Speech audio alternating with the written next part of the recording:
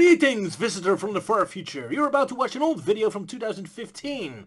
This video was deleted from this channel for having too much direct footage of Sonic Boom, the TV show on display, so I added some visual effects to make it more copyright friendly. Despite this video being a bit dated, the ending of this video in particular is still very relevant. So I hope you can enjoy this oldie, and I'm going to add a bit of an epilogue at the end to discuss it a little further. But for now, turn your brain back to 2015. Here we go. Sonic Boom is fascinating. Okay, for over decades, Sonic has been having an enormous identity crisis. From happy-go-lucky weird heroes, intense gritty shadow, every game seems to go into a different direction. So then when Sonic Boom was announced to split the series up, I was happy. Hey, now we have an official Sonic split, we can finally figure out this identity problem. Like, make one Sonic series the serious one, the other the funny one. Or one for the old fans, one for the new fans. Or one for 2D, one for 3D. I don't know. Something so Sega can finally figure things out and experiment in a more controlled and easily identifiable structure. Instead, Sonic Boom made Identity Crisis even more spectacular. I mean, sure, the fact that Shadow and Lost World are supposed to be in the same universe and series is a bit weird, but at least each game individually has a clear identity. You look at this cover and you know exactly what you're getting into. Same here. Not Boom.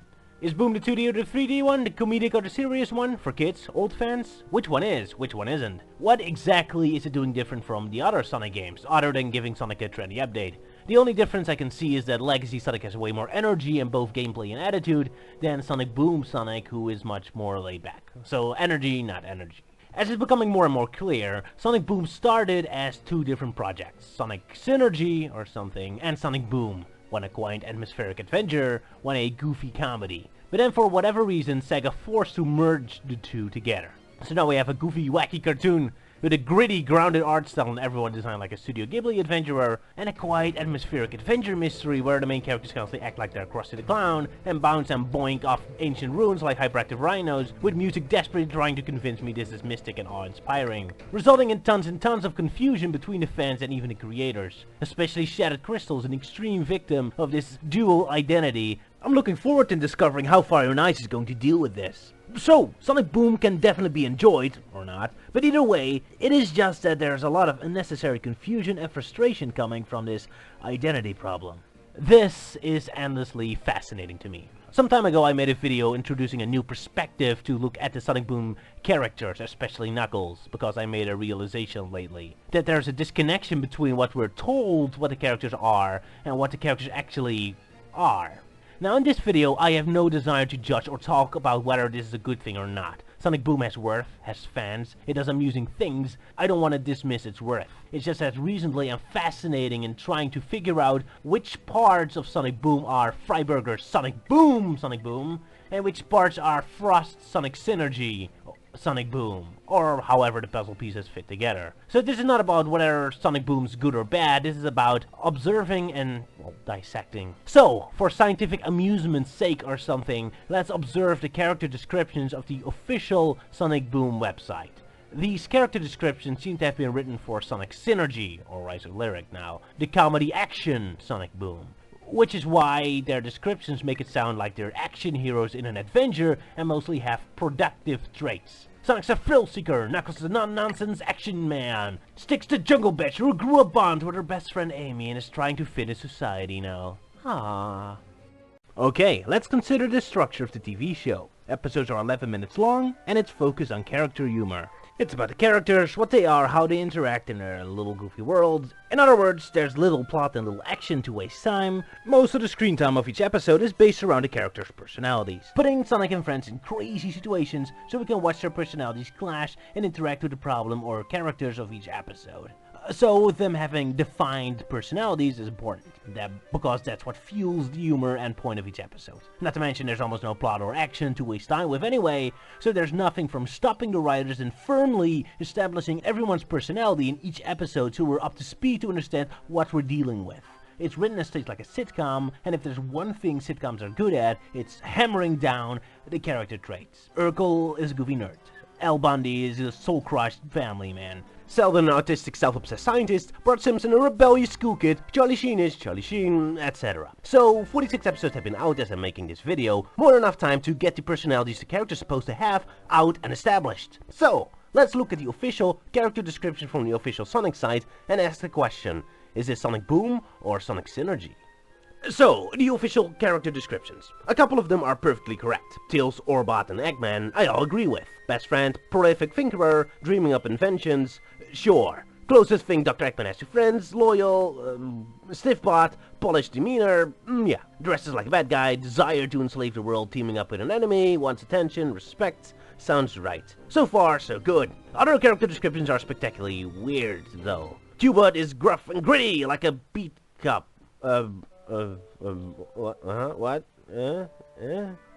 So, they're good, or spectacularly off. But here's the ones right in that fascinating middle ground. Let's start with the one they got nearly right and work away from there. Amy! Natural leader and organizer who tends to take charge of everyone around her. She knows what they want. Combat hammer, history buff who had studied the legends and lore of the mysterious world. Notice how everything mentioned about her is positive. It's a skill, an asset. She's written like an action comedy character. The leader, the social enabler, strong fighter and history buff. Oh my! Great! Except Sonic Boom is a character comedy, so we don't want capable characters, we want morons. Good in combat, that's intact, mostly because Sonic Boom is rarely, if ever, interested in jokes about action sequences. They just want them to get over as quickly as possible. History buff? Correct, she is! And it's brought up every time Sonic Boom delves into lore, ancient history, and adventure, which is, one episode. But hey, Amy is explaining the ancient giant, so character trait intact, I guess. Other than that, it's never brought up and we don't see her study or anything either. Her history buff personality, to me, seems only created as an excuse to why she's kidnapped in a video game. The TV show goes along with it but has no interest in it, so while not contradicted, it's clearly a Sonic synergy thing. More relevant to the synergy versus boom way of thinking is our natural leader ability and knowing what people want. That's all described like a positive trait, a productive trait. Donatello's a smart guy, Mr. T the mechanic, Pearl the intellectual strategist, Amy the natural leader who knows what they want. Thing with Sonic Boom though is that the show usually only shows character traits when they have a punchline for it. And being primarily a character comedy, the punchline usually comes in the form of character personality traits being corrupted or off the rails. In other words, the only time Amy's ability to know what people want comes up is when she, well, doesn't. Either she's completely tone deaf, when the saints go marching in, or she misses the point and makes people uncomfortable, Somebody get her away from me! emotionally manipulating the weak in her advantage, You keep the money! Oh, and take ours too! or she corrupts the entire gesture and being over-the-top selfish about it. Which is fine, good, comedy, humor, character humor, not a complaint. Point is, this is a perfect example of Sonic synergy logic versus Sonic Boom logic. She's described as a natural leader who knows what people want, which comes across like a positive and productive trait, while in reality in the show, it should be Amy considers herself a natural leader and is convinced she knows what people want. Wacky hijinks ensue. See the difference? However, to be fair, this is not always the case. There are a few episodes that play her straight. My fair Stixie, she generally helps out Styx, and the comedy comes from Styx taking it too far, instead of Amy being corrupted. She's also briefly seen taking charge in some other episodes, though not as often as she should. Hey Amy, I think Sonic and Tails are not capable of fighting dangerous robots at this stage. Maybe you should take charge? Amy? Amy? Okay, fine, sent a sleep-deprived zombie to do all the work. Comedy! Also, the Fuzzy Puppy episode was released when I was making this, and she's helping Eggman. So, hey, it's a mix. Not too bad. But we're about to get one. Knuckles! Well, Knuckles is well established, isn't he? He's a dumb muscle. That's made crystal clear. He presents himself as a brain-dead moron at every opportunity. Great. Only one problem. Being brain-dead stupid is not in his actual official character description. Oh. So what the hell is his personality then? Well, punch first and keep punching until you need a punch break, kind of echidna. For Knuckles, the best solution to a problem is to smash it to pieces. He has a soft spot and loves nature, blah blah. It describes 3 personalities. Solves all problems with violence, he's hard-headed, and he's a nature guy. Fascinating. The only one of those 3 I agree with is that he's hard-headed. Yes, the TV show makes it clear it's very hard to reason with him. When he makes up his mind, there's no calling him down. 1/4 correct. Well done. Now the rest. So, Knuckles solving problems with violence. Sure, he fights robots during the action scenes, when all characters do that. Not quite what the description means. It means Knuckles needs to use violence when the others wouldn't, when it wouldn't be a logical solution, when he goes too far in using violence. Sonic Boom watchers point me to an episode where that happens. The only time this attitude is demonstrated was in the Shattered Crystal game, where Knuckles talks about, emphasis on talks about, smashing things. But in the TV show itself, nope. And then him being a nature guy, Bill Freeberger had mentioned this in the commentary track too. One of Knuckles' character elements is that he's one with nature. Combined with a punching attitude, I translated this into him being a tough mountain man. He's even the only Sonic Boom character who doesn't even have a house. He lives outside, on beaches or in caves. So, you know, mountain man! When in his comfort zone, he can survive the wild, and is a badass forest warrior. But when dealing with problems out of his comfort zone, like social conventions or technology, he freaks out and starts punching. Which is completely not what he's like on the show. Okay, so loves nature, how else to interpret this? Is he more like Kronk from Emperor's New Groove? Kronk, who's also a dim-witted musclehead, loves nature in that movie, and is constantly distracted, excitedly noting down exotic animals during his travels, and he's often seen talking to squirrels and such. Again, nothing like Knuckles. So, how the heck does Knuckles' love for nature ever show up in the show? Despite Knuckles being the most utilized character, stealing the show and having several jokes at his expense in practically every episode, I think the nature thing is only brought up twice. In one episode, Sonic says, I thought you love nature. I do! That doesn't mean I know how to survive in it. only to be immediately dismissed by Knuckles. It's like if Lisa Simpson's saxophone skills were only brought up in one Simpsons episode and it's just Lisa dismissing the instrument that's too hard to play. In another episode, we see Knuckles holding a birdhouse. He's holding a birdhouse. Yeah. So once again, a huge chunk of his supposed personality of this character only exists in the phantom Sonic Synergy universe that only exists in the minds of the creators. Or am I missing something? Styx. Most of the description seems alright. Force of nature, armed with handmade weapons at all times, speaks in a primitive dialect, wildcard that sees danger in all places. So far, so good. That covers the random screaming lunatic. But then, the positive traits that make her a comedy action character come in. Styx is new to the team, social skills, a genuine desire to get closer to her friends, Amy's BFF. She's supposed to be like Tarzan, a jungle person who's suddenly forced to interact with society. Question Sonic Boom watchers, how many jokes or mentions are ever made of her genuinely not knowing how technology or modern society works? I see Sonic and Eggman struggling with bureaucracy more often than Styx. Also, Styx has government conspiracies. Do Tarzan-like characters get a lot of exposure on alien and government conspiracies? Shouldn't she just operate on jungle logic? That leaderships are just alpha men or alpha women, either obey and worship them or challenge them? Point is, the writers never seem to make a connection between her hyperactive paranoia with actual jungle logic in making her scared of actual wild animal things would be. Instead replacing it with a more general random paranoia. So the jungle part of her personality goes largely unutilized, only coming across in the animations, how she sniffs people or poses, but rarely what goes on in her mind. We do see her in her element at home and in the jungle, but it doesn't really feel that much out of place with the rest of the Sonic Boom society, where, again, Knuckles also doesn't have a house, and everything looks pretty primitive anyway. Whenever she's not randomly screaming, she fits right in. Then her being new on a Sonic team. We never see the magical moment itself.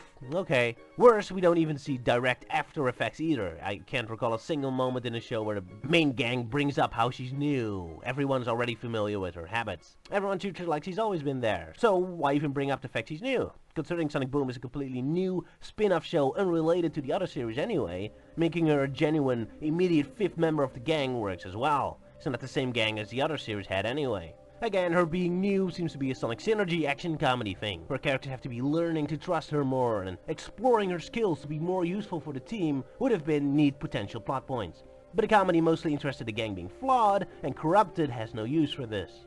Genuine desire to get close to her friends. Is there a single episode where her being distant from the gang is brought up? That is, when Styx herself is aware and struggling with this. This implies that seeking their companionship is still a hurdle she's overcoming, and I can't recall a single episode that's not acting like that Styx just running up to them to scream randomly isn't a normal daily occurrence. And then Amy being her best friend.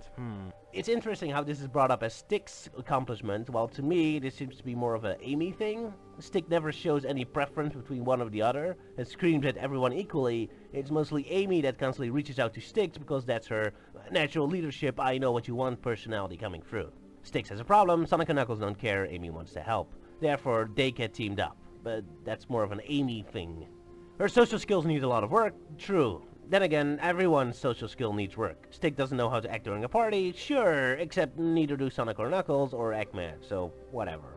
It's that kind of comedy where the entire society is portrayed as incompetent and off the rails, and Eggman and Sonic are shown to have just as much trouble interacting with the world as Styx, so really Styx's personality just comes down to being hyperactive and random, with a slight jungle flavor to it. So most of her description here seems a bit of a waste. Everything else contributed to her personality is missing or completely overshadowed by random. Sonic. Speed is a way of life. He runs fast, sure. Thinks fast. Well, I'll get to that. He even eats fast. He seems to eat regular speed to me, and trust me, I know, he shoves a burger in his face at practically every episode. Right, colorful description, whatever. He's always looking for the next thrill, the next challenge, the next triumph. Ha, coming back to that. Sonic doesn't back down or give up, because he has an unwavering belief and faith in himself and his ability. Yeah, so again, he's described as an action comedy character. He loves adventure, loves challenges, and shaking faith in himself. Great, except that isn't funny in a character comedy. So obviously those characteristics will be constantly compromised. Can have a nice emphasis and punchline to how flawed and off the rails the rest of the cast is if Sonic isn't there to roll his eyes, sigh, grunt frustrated, and grumble miserably all the time. Okay, the think fast thing acts on instinct. This is brought up in Till's description again. Tills, doesn't run headlong into trouble, like Sonic. Instead, he plans out the best possible approach to take on a challenge. Yeah, where does this characteristics come from? Are they referring to Sonic Lost World? That's not canon with Boom. In Boom itself, it seems Sonic and Tails are pretty on the same line with each other, to me. Thanks, Tails. Initiate speeding swing surprise. This is really interesting bit, since this is the rare moment that the characters are actually written in a Sonic Boom way. Sonic is a moron who runs headfirst into trouble and Tails needs to bail him out, yet here, in the TV show, the characters are actually portrayed in a Sonic Synergy way, where Sonic and Tails are a pretty well-oiled team, and if view times there's a problem, it's actually a genuine plot point and not just a quick one-off joke. Speed is his way of life. Okay, question. So in a character comedy, where what your characters do in their free time, their downtime, is super important. When they're dealing with stories, they're story pawns, but when we get a glimpse of their lives without them being required to behave in a way, we see them at their most pure. So, how often do we see Sonic enjoy speed from his own choosing? Like, not using speed to solve a problem, actually using speed to enjoy himself. Because, most of the time I see Sonic enjoying his free time, he's always, well, sleeping. Or napping, or snoozing, slumbering, hibernating, nodding off, catching Z's, laying dormant, reposing, holding siesta. And when he finally wakes up, he still looks like this. Hey, look, nothing wrong with showing the hero sleeping, and some of those moments have a good reason. Just saying it's hard for me to buy this guy as action-adventure hyperactive teen who loves speed and that's his life's mantra, when he's constantly laying in a coma. I mean, you don't see the rest of the gang sleeping this often. Sonic's pals are playing sports, he's napping. Amy's having a wacky project, Sonic's unconscious. Robots, combat, arena battles, explosions, action. Everyone is excited and cheering except Sonic, who looks like he's about to fall asleep. This is the guy living speed and craving challenge, huh? I suppose his severe sleeping disorder are a side effect of his unwavering belief and faith in himself. It's symbolic of his confidence. But instead of showing how much self-confidence he has with, showing him being confident, it's instead translated to him being miserable and bored by the rest of the world. Thank goodness for Sonic's relation with Knuckles. The only time he gets a little more energetic. Get Knuckles with Sonic, and we finally get Sonic more excited and playing off of him. Well, half the time. The other half is still bored by Knuckles and about fell asleep. Still, about 1/3 of the time, we see Sonic in his leisure time playing sports against himself or doing spectacular things with Knuckles. It's great. So, hey, it's not too bad. Sadly, the bigger 2/3 of his spare time is spent either bored at the local McDonald's or nap time. And seriously, who spends so much time napping during the day besides toddlers and old people? Always looking for a thrill, the next challenge. Okay, then why, every time Sonic's confronted with a challenge, is he grumpy, irritated, bored, tired, frustrated, and agitated? Here's Legacy Sonic, challenged by a new opponent. Oh, new competition. Time to rock and roll. I'm the fastest thing in the universe, and today, I'm gonna prove it. Ha! Boom Sonic, on the other hand, Yeah, he feels very responsible. Whoa, we gotta stop those jerks. Uh-oh, this isn't good. I know you're up to something, egghead. So, Sonic's responsible. That's good. But does he actually enjoy heroing and challenge? I don't know, he never shows much of an emotion. And when he does show an emotion when being challenged, it's always... This is a really bad time, egghead. What? He's riding a skateboard. How is that impressive? So, Eggman, what makes you think this stunt will go any better than the last dozen or so you've pulled? Why are you bothering Eggman? No Knuckles, no Eggman. Yeah, there's something about Sonic's demeanor that doesn't quite sell me on the idea that this is a guy who likes a good challenge. I mean, heck, look at Sonic in the Rise of Lyric, the closest we get to Sonic's energy, and look at how Sonic reacts when Lyric shows up. Look, a smile, he's amused, he's interested, popping himself up. Wow, show me TV show Sonic who ever acts like this. This is endlessly amusing to me. They have these new character designs. Kids can't understand how this Knuckles is strong. Give him more muscles. Yeah, great. And then you make him weaker like paper issue in the show anyways. So why did you make him buff again? Sonic needs to look adventurous. Ruffed quills, scarf, bandages to signify speed. Everything about him must scream adventure. Boom! Look at him. Yeah! And then you constantly make him look like this. Your desire to make this guy look like Adventure Incarnate isn't quite working. Maybe give him a bigger scarf and a hat. No, he still reminds me of my grandpa. There's one episode that tries to go for his desire for adventure, and that's Aim Low, where Eggman gives up and Sonic goes mad. Except even there he looks more like what my grandpa was like when he was with retirement. Like becoming paranoid of having the freedom he didn't have at his work, or forcefully trying to help people in order to desperately have something to do, and just annoying them. This episode is playing up Sonic's thirst for battling Eggman more like a habit, like he's forced to quit smoking, than him genuinely missing something he enjoys. So, But then, in one episode, Sonic plays up his bored demeanor as something sexy and cool. What's up? Would you like to accompany me to a movie and or show? Not sure I have the time. Hey babe, I don't care.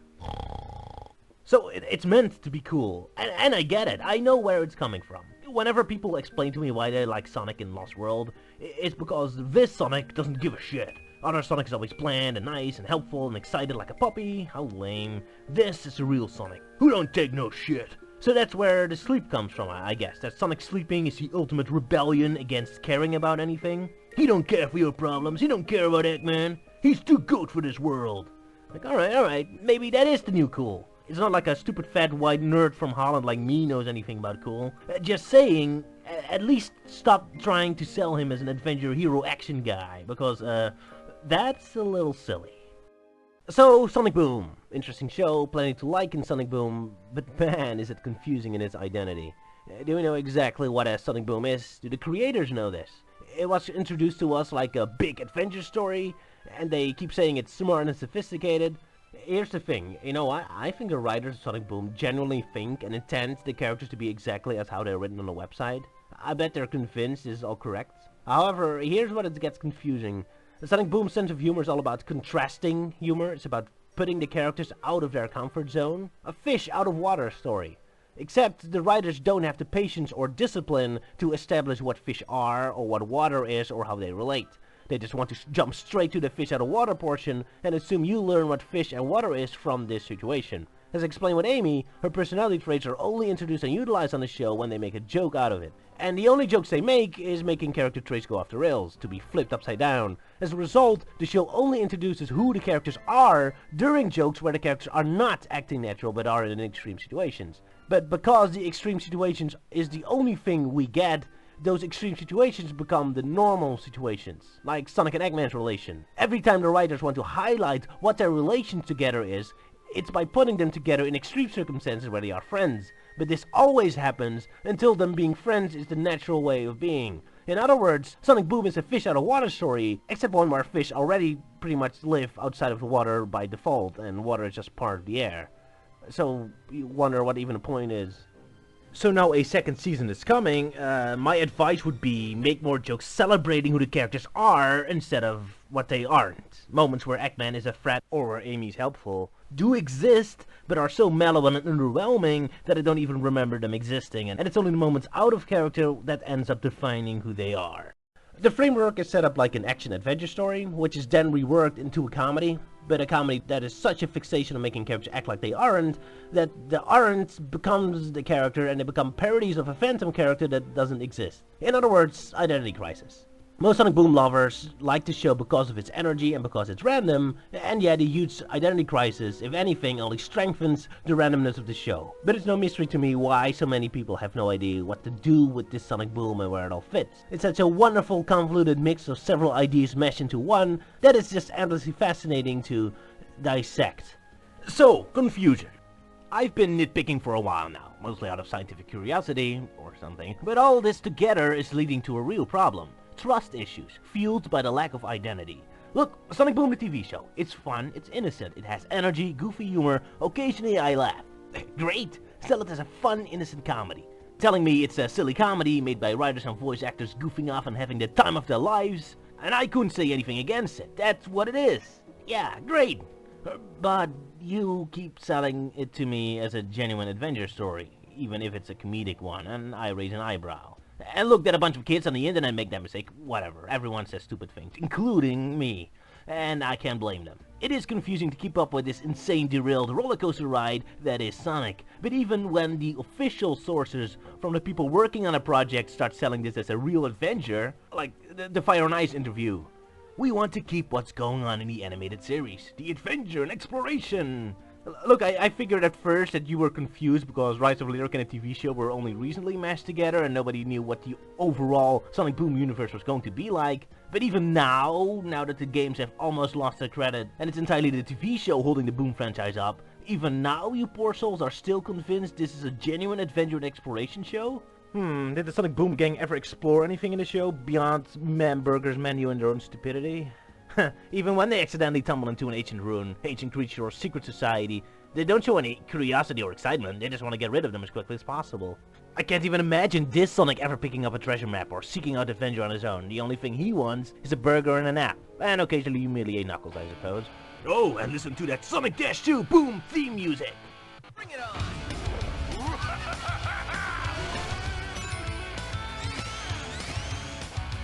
Hey guys, listen, I love this 90s punk rock music, but have you seen the episode Blue Envy?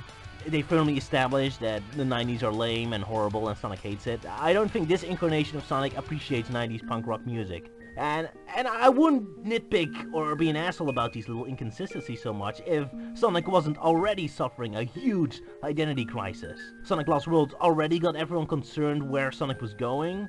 So this enormous heap of confusion is seriously destroying customer trust and creating a toxic environment. After all, feedback to Sega is near impossible now. Even if, as a customer, I could convince Sega I desire a break from the comedy and prefer a more straightforward, adventure-focused installment again, the suits will just shrug and push Sonic Boom back at me. Adventure? Oh, you mean this? Now, we're getting ready for Sonic's big 25th anniversary. His big 2016 game we're all waiting for, and Sega's keeping quiet, building hype. Now, this would be a very smart thing to do if, well, Sonic, like, Generations was the last Sonic game and worked as a foundation for the future. Sonic Generations did an attempt of cherry-picking the best aspects of each Sonic era and combining them in one explosive mix. It wasn't perfect, but man, were we on the right track. Balance the gameplay more, make it bigger, more epic, and we got something. Yeah! Sure, the story is garbage. They let Pontic and Graf write to celebrate Sonic's big birthday. That's like getting married and they get the church janitor to make the speech instead of friends and family who actually know you. But whatever. Generations can be salvaged, enjoyed, improved. Build hype from that. But alas, that's not the situation we're in. Instead, the last games we had were the Boom games, made by two separate game companies, both equally surprised and baffled that Sonic fans would play Sonic games and people like Speed in their Sonic games. Well, how about that? So, with Lost World going off into Super Care Bear Mario Land, Sonic Boom games not being consistent with their own universe, and Sonic Runners that's juggling Sonic history together so randomly that I'm waiting for Mephiles and Maria's decomposing corpse showing up as the Easter Bunny next spring, the TV show is being the most solid and stable Sonic element right now. And as I demonstrated in this video, even that's a very weak compliment. Sonic's suffering a serious identity crisis, where nobody knows what the guy's personality is, or his gameplay, or anything. And just like when I go to my grandma's 80s birthday, I want to see Grandma on stage and not a random drunk lady the janitor found in an alley, I sure as hell want to celebrate Sonic's 25th anniversary next year and not a brand new mental disability that whatever discount Pontic or Frost Clown Sega dragged from the streets for the next game considers to be hip and cool for the kids. So hey Sega, it's cute that you're trying to build hype, but keep in mind, this is the foundation of your hype. This is the confusing environment, the toxic and disorientating mist of bitterness Sonic fans are in right now that you're using as a springboard to hype for his most important game of the decade. This is the fertilized ground you're planting your seed in. This is the muddy water you're tenderizing your meat in. This is the company you bought stocks in. And just when I'm trying to figure out what Sonic Boom is, here you are pushing Sonic Lost World back in our attention. Hey, remember this game? Why, yes I do, thanks for reminding me. Hate to be the cynical, but, you know, just saying the hype and excitement you're building might be a little unstable. At least Sega's more interactive with fans and playing around to get us excited. Weber's amazing character tournament. Hey, vote for your favorite character and they may reappear in the next game. Want to vote for your buddy Knuckles? Yeah, great Weber, but am I voting for Knuckles Emerald Guardian the Echidna? Or Knuckles Why the fuck am I even here the Echidna? Or Knuckles I like to smash the Echidna? Or Bob Durr the Clown? Vote for Shet Ow the Edge. Yeah, great. So is that a complex Shadow struggling with his identity? Is that internet meme Shadow, or whatever the fuck this asshole's supposed to be? I don't know who these characters are anymore. Do you people even know who these characters are anymore? Is next year's anniversary going to be like a dementia party where we all stare confused at all the characters wondering if we like suffer amnesia or are delusional? What I'm trying to say, Sega, is that I would really appreciate it if you would figure out what the heck Sonic is at this point. Decide whether we should be celebrating our hero next year or celebrating a brand new flavor of mental instability dreamed up by a delusional discount Pontica Freeburger, or worse, the actual full price Pontica Freeburger. Please decide and tell us, if only so I know who to actually address on Sonic's birthday cards next year. Cheers! Message from the future! With Season 2, I think Sonic Boom had a much better grip on what the series was about, mostly cheap Sonaimi moments and fourth wall jokes, and the series got a lot better because of that, because of the clearer identity. Even Fire and Ice actually got closer to the tone of the series, even if the marketing didn't. It's clear that Freiburger and Friends' heart was never really into making a Sonic series. As the old saying goes, write what you know best. So, in the case of Freiburger and Friends, that clearly isn't Sonic, but it very much is being a middle-aged depressed suit working for the television studio, so there you go. Is it any wonder that Vector the Crocodile ended up being the best-written Sonic character on the show, except maybe Tails and Orbit and Cubot? He's the only one with a defined personality and clear context and purpose in this world, the only one where the jokes and story beats really logically follow from what he's supposed to be, as opposed to what they aren't, like with the other characters. It's because, of course, they wrote him like an actual TV actor, a TV personality, the only type of character they were ever really interested in writing. I suppose in hindsight they really should have written the Sonic Boom series as if all the Sonic characters were just working on a TV station all along. They still made it kind of weird by implying Sonic already knew Vector on a personal basis before meeting him for the first time. Vector, what are you doing here? Sonic Boom is supposed to be a separate continuity from the main games, isn't it? Why does everyone already know each other all the time? Well, whatever. Point is, identity is important. As soon as Boom knew exactly what it was, it got better for it. Although, strangely, the Season 2 did get the closest to doing a more straight action story, through the Robots in the Sky 4-parter, but that, to me, just clarified Boom was never really meant to be an action series, as the action was really dull in that story. Great, instead of everyone just casually beating up Batniks, now they're all casually beating up more Batniks. Whatever. Anyway, more interesting is the epilogue from this video, because despite this video being made 5 years ago and several games having been released since, we're actually still in the very exact same situation that I explained. Nothing really changed these 5 years. This magical Sonic game I was hoping for that break the identity crisis for us, it ended up being an even bigger magnification of all the issues I brought up. Characters behaving differently for what they're supposed to be, unclarity about the tone. Everything I bring up in this video as a problem with Boom and Sonic in general is present in Forces as if it's the culmination of this entire era. And the series has been dead in the water since. So despite the 5 years that has passed, once more the question still remains. Who is Sonic at this point? Once more, Sega's hyping up Sonic's future with nothing on top of an unstable foundation, while most fans are filled with bitterness. In fact, I particularly have become considerably more bitter since I made this video. So, let this video be another statement on how empty the last decade of Sonic has been if I can just grab the conclusion of a 5-year-old video, and despite half a TV show, 3 games and 5 years have passed since, it still perfectly sums up the exact position we're in right now. Now I believe this month we'll get an update from Sega, so chances are we are about to get our first hint of what the next big game is gonna be. Well, after this fucking boring teaser pic. So let's see if this will actually break the mold or if we're just gonna get another Forces. Till then. So, you people looking forward to Sonic Lost World level mods, more console ports for the PC, agree or disagree with the official Sonic Boom character descriptions, got a long list of episodes ready to prove me wrong, think the Sonic characters are well defined and crystal clear? Call me an idiot in the comments and I'll let you know if I change my mind. Till next time.